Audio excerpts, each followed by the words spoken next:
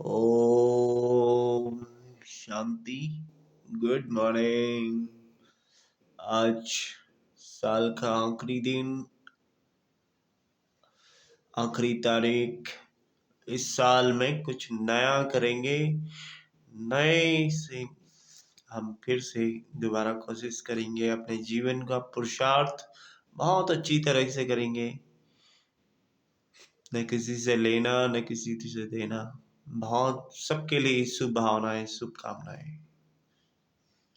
और जो भी मुरली सुनते हैं सबको मीठे बाबा की ओर से और हमारी ओर से याद प्यार। Good morning. सुनते हैं प्यारे बाबा की वाणी। मीठे बच्चे, बाप जो रोज रोज पढ़ाते हैं, यह पढ़ाई कभी मिस नहीं करनी है। इस पढ़ाई से ही अंदर का संशय दूर होता है। प्रश्न है, बाप के दिल को जीतने की युक्ति क्या है? उत्तर है, बाप के दिल को जीतना है तो जब तक संगम युग है तब तक बाप से कुछ भी छिपाओ नहीं। अपने कैरेक्टर्स पर पूरा पूरा ध्यान दो। अगर कोई पाप कर्म हो जाता है तो अविनाशी सर्जन को सुनाओ तो हल्के हो जाएंगे। बाप जो शिक्षा देते हैं यही उनकी दया, कृपा व आशीर्वाद है। तो बाप से दया व कृपा मांगने के बजाय स्वयं पर कृपा करो। ऐसा पुरुषार्थ कर बाप के दिल को जीत लो। ओम शांति। अभी रूहानी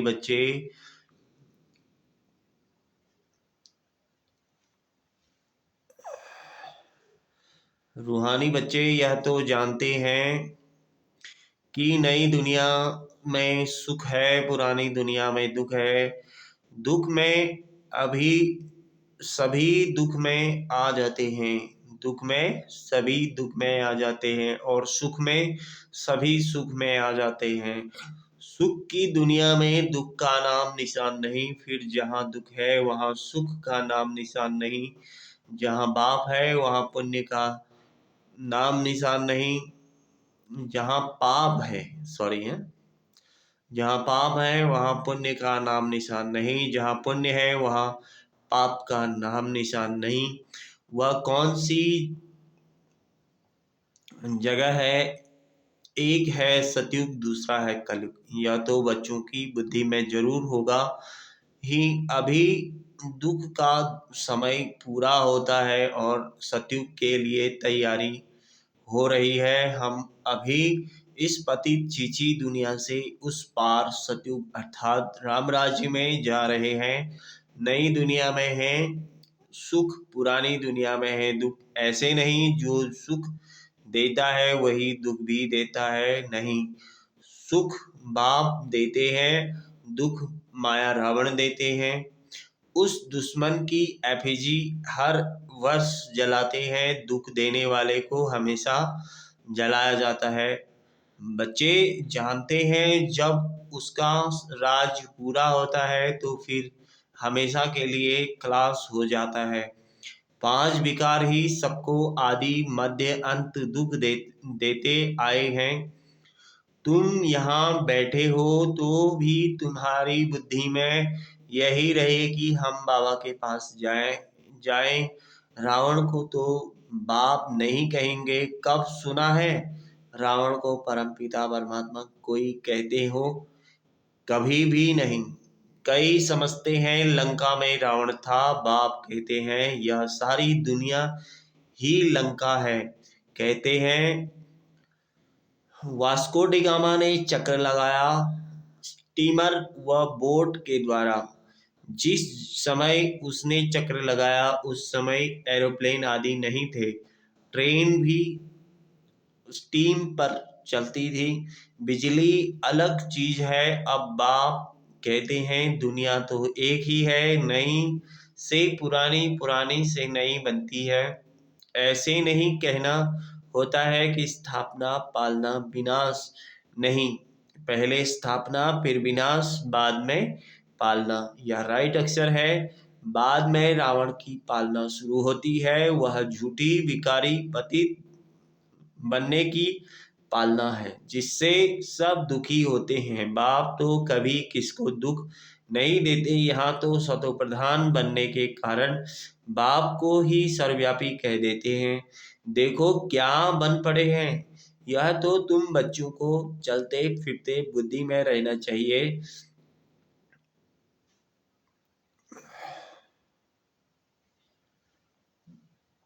है तो बहुत सहज, सिर्फ अल्फ की बात है। मुसलमान लोग भी कहते हैं उठकर अल्लाह को याद करो। खुद भी सवेरे उठते हैं, वह कहते हैं अल्लाह व खुदा को याद करो।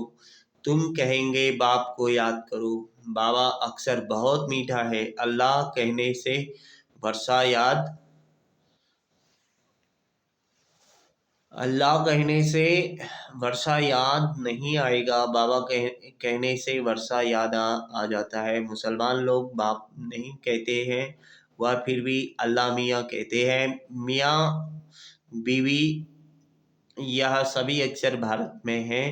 परमपिता परमात्मा कहने से ही शिवलिंग याद आ जाएगा। यूरोप वासी लोग गॉड फादर कहते हैं। भारत में तो पत्थर भित्तर को भी भगवान समझ लेते हैं। शिवलिंग भी पत्थर का होता है, समझते हैं इस पत्थर में भगवान बैठा है। भगवान को याद करेंगे तो पत्थर ही सामने आ जाता है। पत्थर को भगवान समझ पूछते हैं। पत्थर कहाँ से आता है? पहाड़ों के झरनों से गिरते गिरते गोल चिकना बन जाता है। फिर कैसे नेचुरल निशान भी बन जाते हैं। देवी देवताओं की मूर्ति ऐसी नहीं होती है। पत्थर काट काट कर कान, मुंह, नाक आदि, आंख आदि आदि कितना सुंदर बनाते हैं। खर्चा बहुत करते हैं। शिव बाबा की मूर्ति पर कोई खर्चे आदि की बात नहीं। अभी तुम बच्चे समझते हो। हम सो देवी देवता चैतन्य में खुद बन रहे हैं। चैतन्य में होंगे तब पूजा आदि नहीं होगी। तब पत्थर बुद्धि बनते हैं। जब पत्थर बुद्धि बनते हैं तब पत्थर की पूजा करते हैं। चैतन्य और तो पूज्य है, फिर पुजारी बन जाते हैं। वहां न कोई पुजारी होते, न कोई पत्थर की मूर्ति होती, दरकार ही नहीं। जो चैतन्य थे उनकी निशानी यादगार के लिए पत्थरों की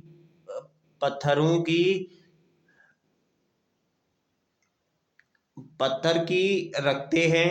अभी इन देवताओं की कहानी का तुमको मालूम पड़ जा गया है कि इन देवताओं की जीवन कहानी क्या थी।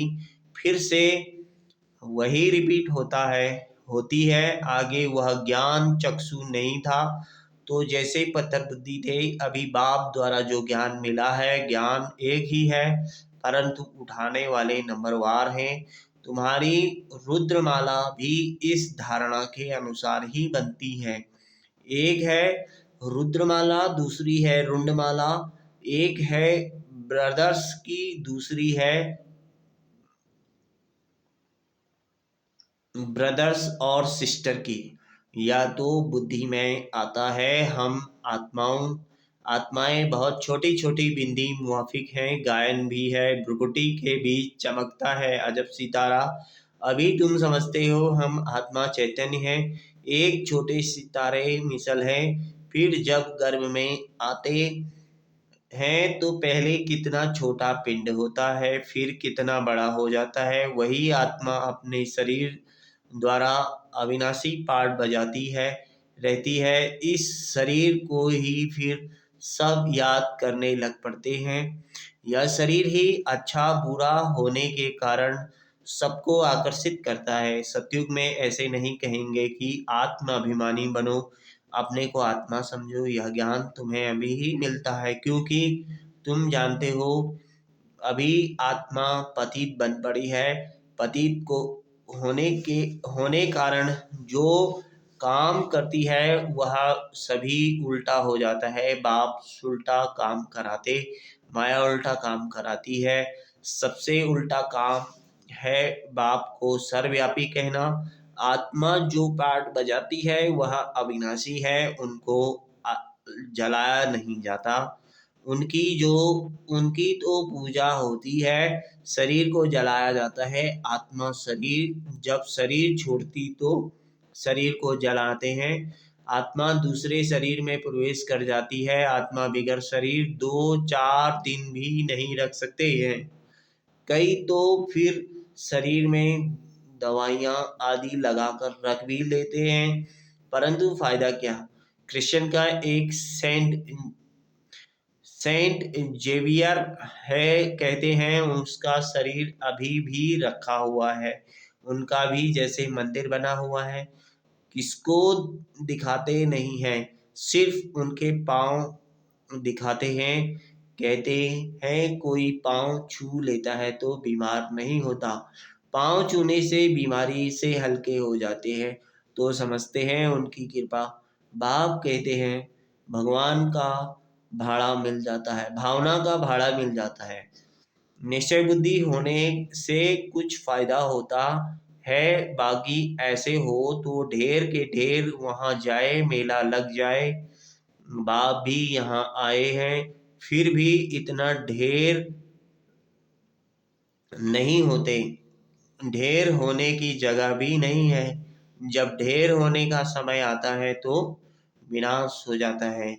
यह भी ड्रामा बना हुआ है, इसका आदि व अंत नहीं है। हाँ, झाड़ की जड़जड़ीभूत अवस्था होती है, अर्थात तमोप्रधान बन जाता है, तब यह झाड़ चेंज होता है। कितना यह बेहद का बड़ा झाड़ है। पहले वह आएंगे जिनको पहले नंबर में जाना है, नंबरवार आएंगे ना। सभी सूर्यवंशी तो इकट्ठे नहीं आएंगे, चंद्रवंशी भी इकट्ठे नहीं आते, नंबरवार मालानुसार ही आएंगे। पहाड़धारी सभी इकट्ठे कैसे आएंगे, खेल ही बिगड़ जाए। यह खेल बड़ा एक्यूरेट बना हुआ है, इसमें कोई चेंज हो नहीं सकती। मीठे मीठे बच्चे जब यहाँ बैठते हो तो बुद्धि में यही याद रहना चाहिए, और सत्संगों में तो और बातें बुद्धि में आती हैं। यह तो एक ही पढ़ाई है जिससे तुम्हारी कमाई होती है, उन शास्त्रों आदि को पढ़ने से कमाई नहीं होती। हाँ, कुछ न कुछ गुण अच्छे होते हैं, ग्रंथ पढ़ने बैठते हैं तो ऐसे नहीं सभी निर्विकारी होते हैं। बाप कहते हैं इस दुनिया में सभी समाज भ्रष्टाचार से पैदा होते हैं। तुम मनुष्य बच्चों से कई पूछते हैं वहां जन्म कैसे होगा, बोलो वहां तो 5 विकार ही नहीं। योग बल से बच्चे पैदा होते हैं, पहले ही साक्षात्कार होता है कि बच्चा आने वाला है, वहां विकार की बात नहीं। यहाँ तो बच्चों को भी माया गिरा देती है, कोई कोई तो बाप को आकर सुनाते हैं भी हैं। सुनाएंगे सुनाएंगे नहीं तो 100 गुना दंड पड़ जाएगा। बाप तो सभी बच्चों को कहते हैं कि कोई भी पाप कर्म हो जाता है तो बाप को झट बताना चाहिए। बाप अविनाशी वैद है, सर्जन को सुनाने से तुम हल्के हो जाएंगे। जब तक संगम युग है तब तक बाप से कुछ छिपाना नहीं। कोई छिपाते हैं तो बाप के दिल को जीत नहीं सकते। सारा मदार पुरुषार्थ पर है, स्कूल में आएंगे ही नहीं तो कैरेक्टर कैसे सुधरेंगे। इस समय सबके कैरेक्टर्स खराब हैं, विकार ही पहले नंबर का खराब कैरेक्टर्स है। इसलिए बाप कहते हैं बच्चों, काम विकार तुम्हारा महाशत्रु है। आगे भी यह गीता का ज्ञान सुना था तो यह सभी बातें समझ में नहीं आती थी। अब बाप डायरेक्ट गीता सुनाते हैं। अभी बाप ने तुम बच्चों को दिव्य बुद्धि दी है, तो भक्ति का नाम सुनते हंसी आती है कि क्या क्या करते थे। अभी तो बाप शिक्षा देते हैं, इसमें दया कृपा आशीर्वाद की बात होती नहीं। खुद ही खुद पर ही दया, कृपा व आशीर्वाद करनी है। बाप तो हर बच्चे को पुरुषार्थ कराते हैं। कोई तो पुरुषार्थ कर बाप के दिल को जीत लेते हैं, कोई तो पुरुषार्थ करते करते मर भी पड़ते हैं। बाप तो हर बच्चे को एक जैसा ही पढ़ाते हैं, फिर कोई समय ऐसी गुह्य बातें निकलती हैं जो पुराना संशय ही उड़ जाता है, फिर खड़े हो जाते हैं। इसलिए बाबा की पढ़ाई कभी मिस नहीं करनी है चाहिए।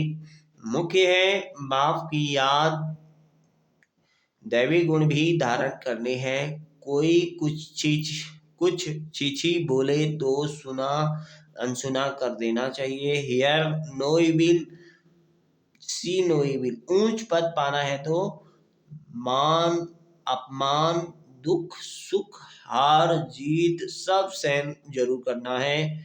बाप कितनी युक्तियां बतलाते हैं, फिर भी बच्चे बाप का भी सुना अनसुना कर देते हैं, तो यह क्या पद पाएंगे। बाप कहते हैं जब तक अशरीरी नहीं बनेंगे तब तक माया की कुछ न कुछ चोट लगती रहेगी। बाप का कहना नहीं मानते तो बाप का डिसरिगार्ड करते हैं, फिर भी बाप कहते हैं बच्चे सदा जीते जागते रहो और बाप को याद कर ऊंच पद पाओ। अच्छा, मीठे मीठे सिकिलरे बच्चों प्रति माता पिता बाप दादा का याद प्यार। Good morning. रूहानी बाप की रूहानी बच्चों को नमस्ते। हम रूहानी बच्चों की रूहानी बाप को याद प्यार, गुड मॉर्निंग और नमस्ते बाबा। धारणा के लिए मुख्य सार है, कोई भी उल्टी सुलटी बातें करे तो सुना अनसुना कर देना है। ही हियर नो इविल्स। दुख सुख मान अपमान सब कुछ सहन करना है। दूसरा, बाप जो सुनाते हैं उसे कभी सुना अनसुना कर बाप का डिसरिगार्ड नहीं करना है। माया की चोट से बचने के लिए अशरीरी रहने का अभ्यास जरूर करना है। वरदान है, बाप समान रहम दिल बन सबको क्षमा कर स्नेह देने वाले मास्टर दाता भव। जैसे बाप को रहम दिल मर्सीफुल कहते हैं, ऐसे बाप आप बच्चे भी मास्टर रहम दिल हो। जो रहम दिल है वही कल्याण कर सकते हैं, अकल्याण करने वाले को भी क्षमा कर सकते हैं। वह मास्टर स्नेह के सागर होते हैं, उसके पास स्नेह के बिना और कुछ है ही नहीं। वर्तमान समय संपत्ति से भी ज्यादा स्नेह की आवश्यकता है, इसलिए मास्टर दाता बन सबको स्नेह देते चलो, कोई भी खाली हाथ न जाए। स्लोगन है, तीव्र पुरुषार्थी बनने की चाहना हो तो जहां जहां चाह है वहां राह मिल जाएगी। ओम शांति। शुक्रिया बाबा, शुक्रिया मीठा बाबा, शुक्रिया शुक्रिया।